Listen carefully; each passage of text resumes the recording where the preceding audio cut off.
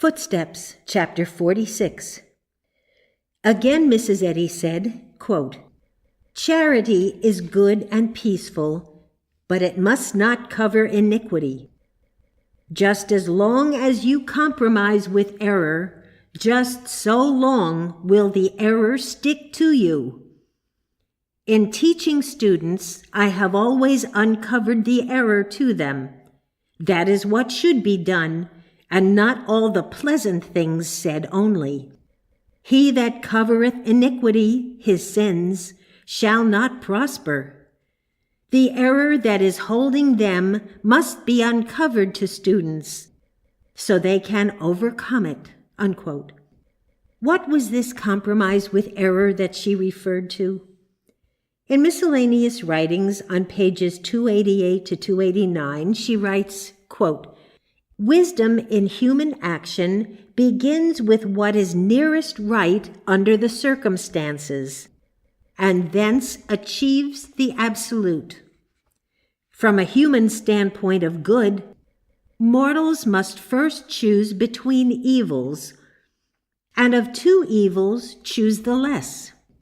And at present, the application of scientific rules to human life seems to rest on this basis." Unquote. It is a compromise with error when the young student accepts the best in mortal thought and affiliates himself with it. Nevertheless, does it not seem necessary to do this in accordance with the above instruction by our leader? Yes, but that does not take it out of the category of being a compromise. It is a compromise to walk with crutches. However, one might be forced to do this for a time. The error in the situation would arise when, after he has gained the strength to walk alone, he continues to rely on his crutches. It is natural that the first effect of truth on the human consciousness should be that the student desires with all his heart the betterment of all mankind. This right longing first finds expression in the adoption of methods which, although a step in advance along the path, are nevertheless not wholly scientific and represent a compromise with error, although being the lesser of two evils. Hence, we deduce that one sign of a spiritually progressive thought which had adopted methods of blessing humanity that represent a compromise with error is the willingness and readiness to cast off those methods when improved and more scientific ones are unfolded. An illustration of this matter is the law of prohibition, which found such wholehearted support in Christian scientists everywhere.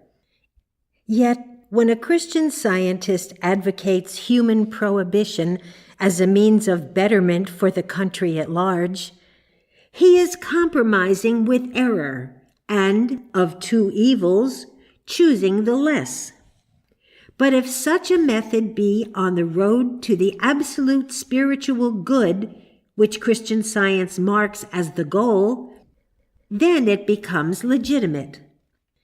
However, to stagnate with a faulty human method and advocate it as the all-in-all is to make that compromise with error whereby error sticks to one, since there is no human method of handling the liquor question or any other human evil that does not make a reality of it, emphasize the inherent naturalness of man's craving for it, and hence set forth the fact that man must be denied indulgence.